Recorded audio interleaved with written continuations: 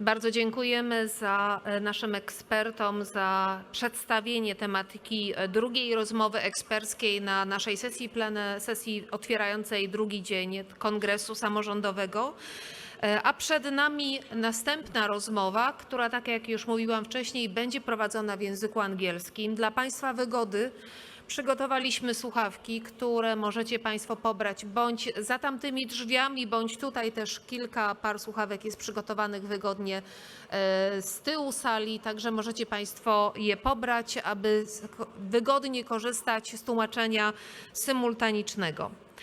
Szanowni Państwo, gościem specjalnym trzeciej rozmowy eksperckiej na sali plenarnej drugiego dnia Samorządowego Kongresu Finansowego będzie pan Kevin Kane, MemphisTourism President CEO, który opowie o tym, jak zmieniał się przemysł turystyczny w Memphis.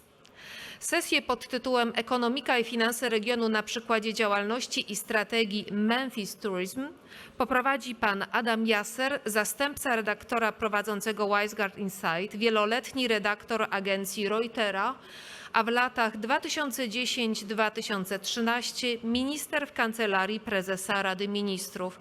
Serdecznie zapraszam panów na scenę. A państwa proszę o oklaski.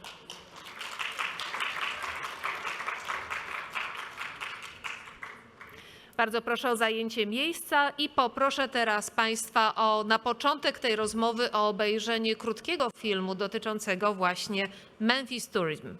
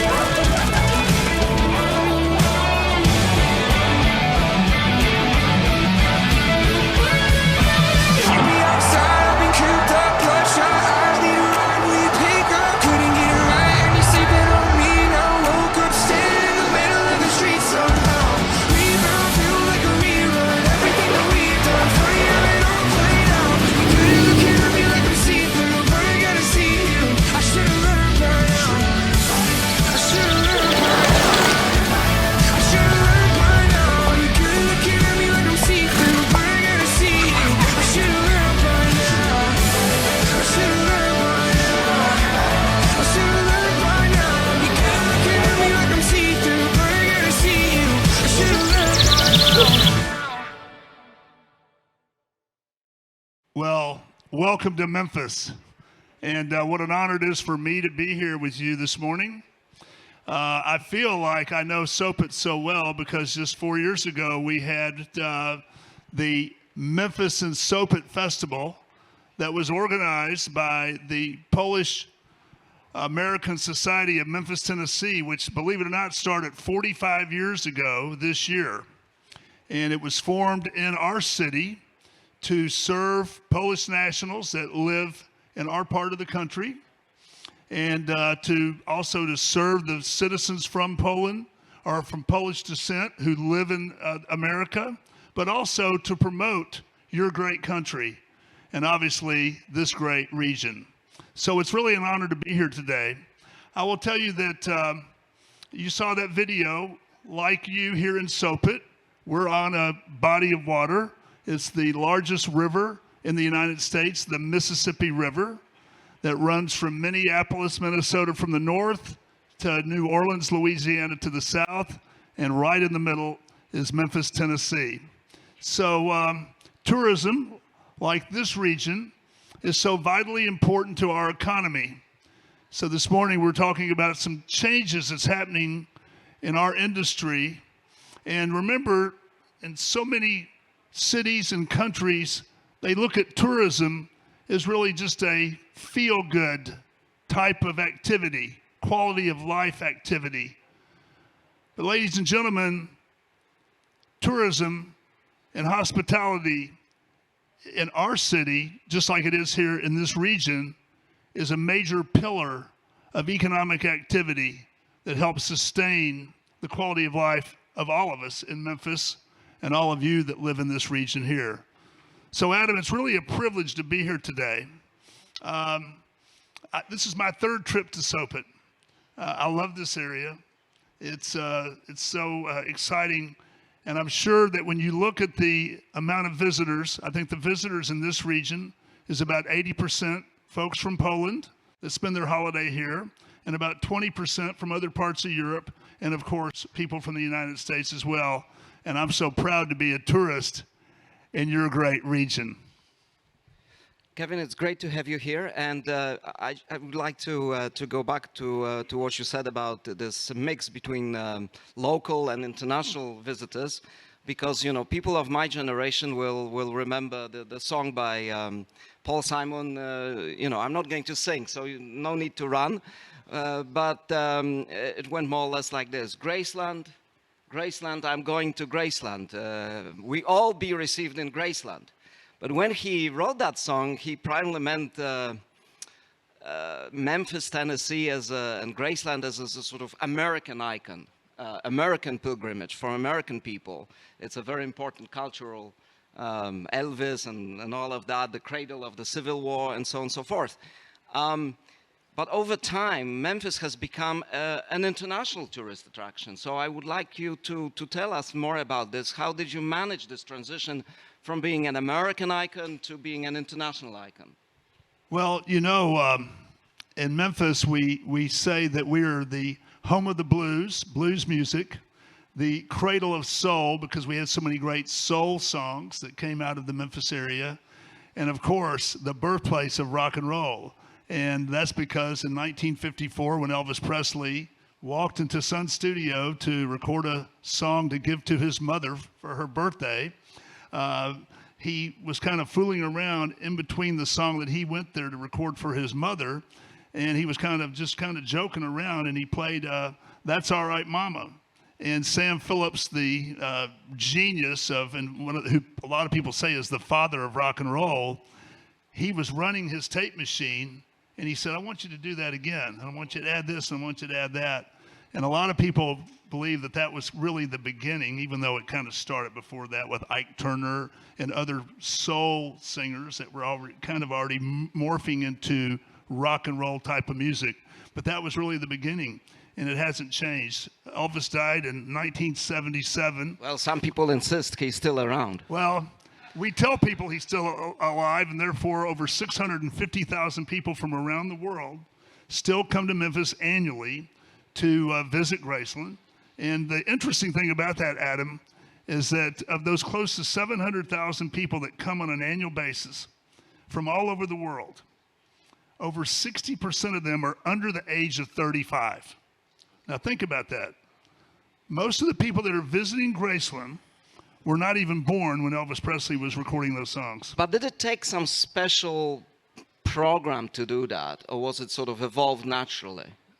In other words, did it require from you a special program or a special spending and anything extra to focus on international tourists?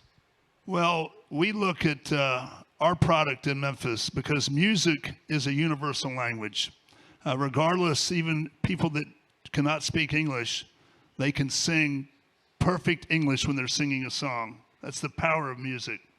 Probably the same here in Poland. People can sing the songs word for word, even though they may not always know what they're saying, but they know the songs. And we're no different, and we've really capitalized on that.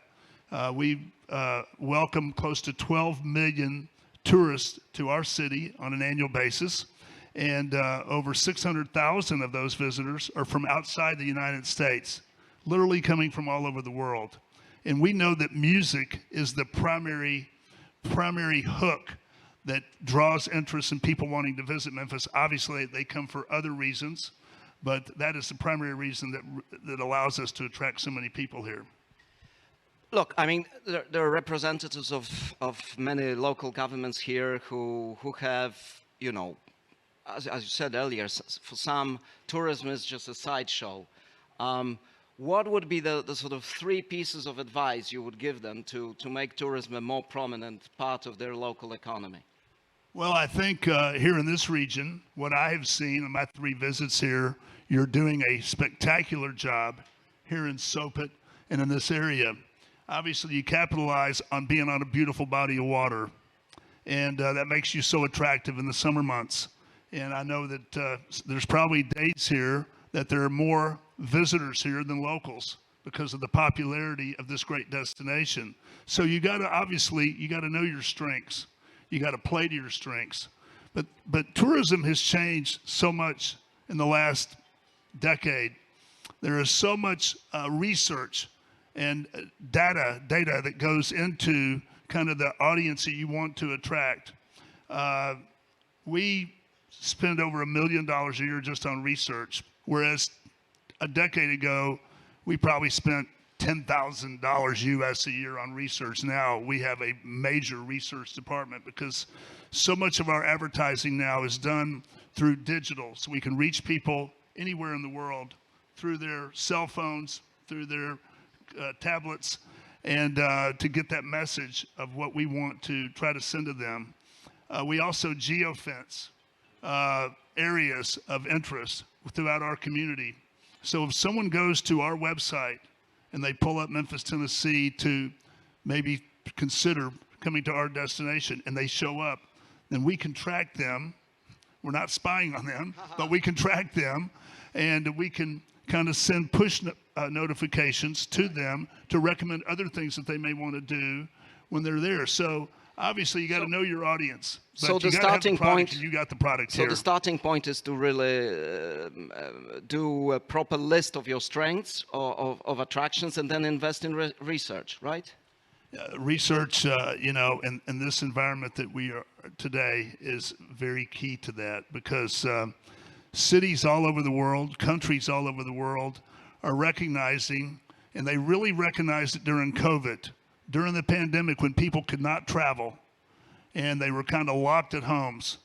If you look at one of the industries that really came really strong when we started to put COVID in our rearview mirror, it was travel.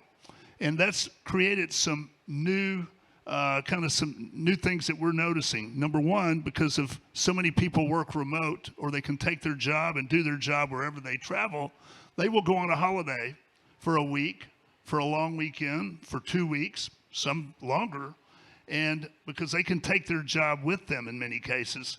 And we're seeing that through our research that people, even in our destination, are spending more time. You know, what used to be 3 days and 2 nights is now 4 days, 3 nights, 5 days, 4 nights. And many of those people are able to still conduct their work and do their work wherever they travel.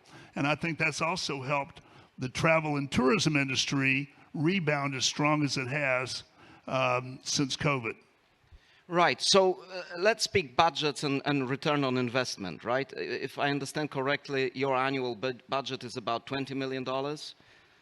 Yes, our budget is $20 million. We attract close to 12 million visitors to our community from literally all over the world. They spend, when they're in our city, over $4 billion. They spend $4 billion US dollars while they're in our community, which generates obviously hundreds of millions of dollars in tax revenue that helps our entire region and our entire community. And it supports close to 50,000 jobs in our community, which obviously is very, very important to a city of about 650,000 or a metro area over a little over 1 million people. Amazing. So in terms of the share of the tourism budget, your 20 million, what share of the city's budget is that, or the county's budget? Well, in the United States, most cities have a special tax that people pay when they stay in hotels. And we call it the hotel lodging tax. Usually, most of that money, or some of that money, may go towards the convention center, the conference center, that usually the city may or may not own. Or it can go to the agency that promotes tourism and markets tourism to the visitors and shows, around the world, really, to promote their destination. So that's where a lot of our budget comes from. It does not come basically out of the local citizens' pockets. We're basically financed from the visitors that come to our community when they check into a hotel, or even if they go to an Airbnb. We now even make Airbnb a host, as they're called in the United States, we make them pay a fee for people to stay in those rooms, which also is collected by the government. But just to get an idea of what percentage of the city's budget that 20 million would represent, is it small, is it big? It's probably small in the big scheme of things in our community. Okay. I think our city budget is $700 million in US dollars. And obviously, what enables us to do much more than we could otherwise is really the mechanism that kind of is pretty common in the United States. I don't know if they do it here in Poland or not, but it's kind of a little surcharge that's added to a guest when they check into a hotel. They pay obviously their government taxes, but also it's in addition to that tax, and some of that money is reallocated towards promoting the destination or possibly even investing in some of the amenities, your museums or other points of interest that people would want to see when they come to your destination. Right. So during your time, what were the real drivers of this increased revenue from tourism? What were the main sort of activities or actions you took to boost visitors, to boost the number of visitors and make the Memphis area more attractive? Well, the first thing we did is we established representation all over the world. We have two people that represent us in Germany, one in France, 3 in the UK, one in Australia, New Zealand.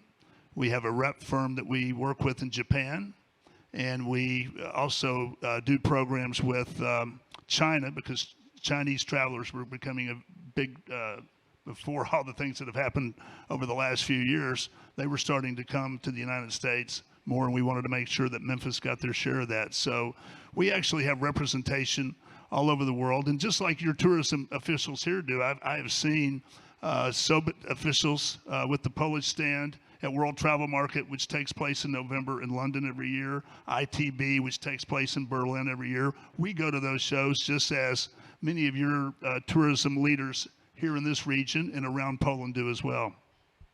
Right, and in terms of you mentioned the role research and technology plays in all of this. Can you tell us a little bit more about this? So, in other words, what are the steps local governments should take to improve their ability to research and to promote their attractions? Well, there's in the last, data and research has become kind of king in our industry. Everything from Visa, the Visa card, you can subscribe to what's called Visa View, where you can see anybody that came into your region, and if they paid with their lodging or a restaurant or a museum with their Visa card, then you can get that data. You can purchase that data, and you can see exactly where your visitors are coming from, how much they're spending when they're in your destination, and you can kind of track that way. But in addition to programs like Visa View, there are many, many research tools and data points now. Everything in our world is being tracked. We know that. Every move we make, somebody knows what we're doing. So that's no different with travel. Right. So how did you mentioned how important element of the local economy, tourism became for the Memphis area. What happened during COVID when travel was restricted, when international visitors couldn't come? Did you take a big hit? We took a significant hit. In fact, the economic benefit to our community, the spend in our community went from $4 million to about $1.5 billion almost immediately. And it even got smaller than that for a few months when basically our government restricted almost the travel of any sort in our country. And so the research told us that travel and tourism would come back in 2024. We saw that and by the way, 2019 was a record year for tourism in our market and in so many markets in the United States. And it was very, very strong. So in 2020, January and February, we were off to a great start, and then things cratered, obviously, starting in March when things kind of came to a halt with COVID. And that continued on to the middle of the summer, and things started to come back a little bit. But I'm proud to say that we got back to 2019 levels on the third quarter of 2022 this past year. And going into 2023, we're even stronger this year. So we have recovered a lot faster than what we thought we were going to be able to do. And how did the city or the local government manage prevent was there any kind of spending to prevent businesses collapsing? Was there any or you had a lot of bankruptcies, and how did it play out? We were very fortunate. Downturn? We were very fortunate. People in Washington, D.C. enacted a number of measures. PPP was a big program that obviously helped a lot of small businesses, especially in our industry, recover or sustain themselves when there was a lack of business. Yes, there was a number of bankruptcies. There was a number of employees that became redundant. Our employment went from over 50,000 employees down to about a third of that. So many people in the tourism sector. And in our state, the state of Tennessee, we saw that from one end of the state to the other. So at our state government level, our governor, which runs our state, they recognized that tourism it was really the first time that I think our government leaders in our state recognized how vitally important tourism and the visitor economy was to the entire state. How many jobs it supported, the amount of tax revenue that those visitors spend, what it meant to that community. So they got behind us with additional resources, and we were able to obviously plow through a very difficult time. That was the first major pandemic in 100 years. I hope it's another 100 years before we experience anything like that. Right. So are you saying that this was the first time that officials actually realized how much tourism is contributing to the economy? Well, in our city, and I think across our state, we have a lot of economies that kind of drive a lot of businesses that drive our economy. And, tourism, as I said at the beginning of this session, that tourism was always kind of looked on as a kind of a feel good. It's good for our citizens. It's great to have these amenities.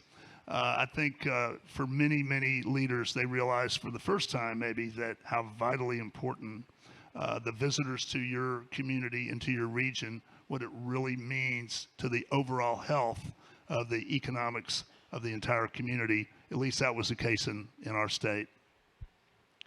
Right. So now that you're saying it's recovering, what's your next big thing to sustain this trend and to make Memphis even more attractive than it is? Well, we're right at 12 million visitors. Our goal right now is to add 1 million visitors in the next 3 years. Obviously, and able to do that, we have to do more promotion. Our motto is we're amplifying our message. So everything that we do promoting around the world, we're going to do it louder. We're going to make a bigger statement. And we're going to promote very, very aggressively to capture as many visitors as we possibly can to our destination. And, our goal in our case is 1 million new visitors in addition to close to the 12 million that we now welcome in the next 3 years, which we know if that happens, that means a lot of money to our economy. Right. Well, thank you very much. Proszę Państwa, jeżeli są jakieś pytania, to teraz jest ten moment, żebyście Państwo mogli je zadać. Ja przetłumaczę w razie czego.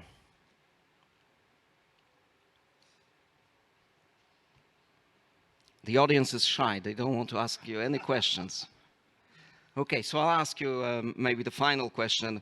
How, an economy which depends on tourism and visitors is very sensitive to crisis, if you will. Of course, the pandemic was a big and uncontrollable one, but sometimes you have local crisis, like a flooding, or you can have a police beating someone in the street, and it makes national headlines, and people are scared, and there are demonstrations. How do you manage such a situation to prevent a big impact on your tourism? A few months ago in our city, we had 5 police officers pulled over a young man for a traffic violation.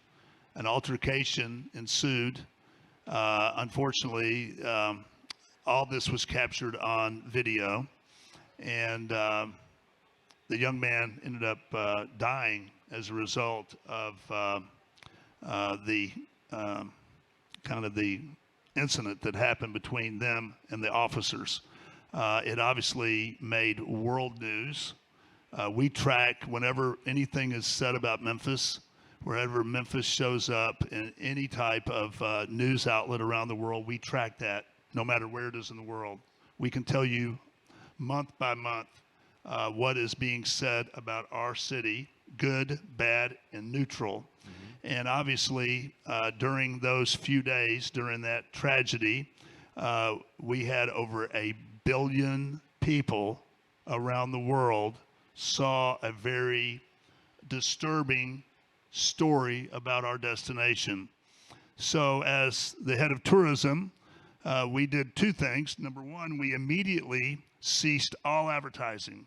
We didn't want to be showing like that video that you just saw at the beginning of this. We didn't want to be bragging about how great Memphis is when we were going through a big tragedy that was creating a lot of possible negative chatter about our destination. And we have a crisis communication platform in our community that is a combination of government, Chamber of Commerce, and tourism. And we work with various firms around the country to change the narrative and to try to, change the narrative away from the unfortunate incident that took place in our community. And so that's how we managed through that. Then after about a month, we would resume our usual promotion of the destination. But I think there's many cities, especially in the United States, there are many cities that are going through very difficult challenges with things that are happening in their community. Some may be their fault, some may not be their fault. It just happened there. But how you manage through that is very critical. We live in such a 24-hour news cycle. People are always getting information every minute of the day about something. And obviously, when 1 billion people around the world saw something very challenging about your city, like we experienced a few months ago, it kind of puts you back on your heels, and you have to kind of take a deep breath and kind of work your way through that, and that's what we did. So do you have special procedures for this, like crisis management mode, or how does it work out among the different authorities? Well, as I said, we have a crisis communication committee that I'm a member of. We obviously collaborate. We work with different firms, public relation firms, and different communication firms around the United States to begin to change that narrative, take control of that narrative. In our case, one thing that I think our community did right is we were very transparent. We kind of owned it since it involved our police officers. We didn't try to shield it. We admitted it. We dealt with it on a very swift basis. As a result of that, we probably got less carryover of what the negative publicity would have been. And I think that we have moved on from that just a few months after that. But you never know. I mean, there may still be some lingering events that you'll have to, unfortunately, have to deal with for a long time. Right. Well, listen, thank you very much. This was very insightful. Thank you for your insight. Oh, there is a question. Dzień dobry, przepraszam. Ja przede wszystkim chciałem bardzo podziękować Kevinowi za przyjazd. Kevin, thank you very much for coming us. Druga rzecz, chciałem Państwu rekomendować wyjazd do Memphis. Byłem tam 2 razy i muszę powiedzieć, że to jest świetne miasto, a jeszcze mam okazję widzieć króla Memphis, bo naprawdę to, jaką pracę wielką w turystyce robi Kevin, zbierając dane, wykorzystując je, to jest coś, co warte jest do zobaczenia dla instytucji turystycznych naprawdę w Polsce. And I have one question to you. What is the new attractive of Memphis? actually want to recommend us Well, to we come. have Viking Cruise Lines, which I think everybody in Europe is familiar with Viking, headquartered in London. They are now have got into the river cruising business, so we now are welcoming a lot of these Viking river cruises that will sail up from New Orleans. It's become very popular, bringing thousands of visitors to our destination. So that is one of the big things that we're doing right now. Obviously, during COVID, we improved a lot of our infrastructure. We completely modernized our convention center that we also manage. We modernized our airport, renovated one of our major concourse in our airport. And obviously now we are working with various airlines around the world to try to get more additional air service to our destination. So those are some of the key things that we're doing, along with the usual of new restaurants and other opportunities that come along. Great. Well, thank you again. Thank you. Big round of applause.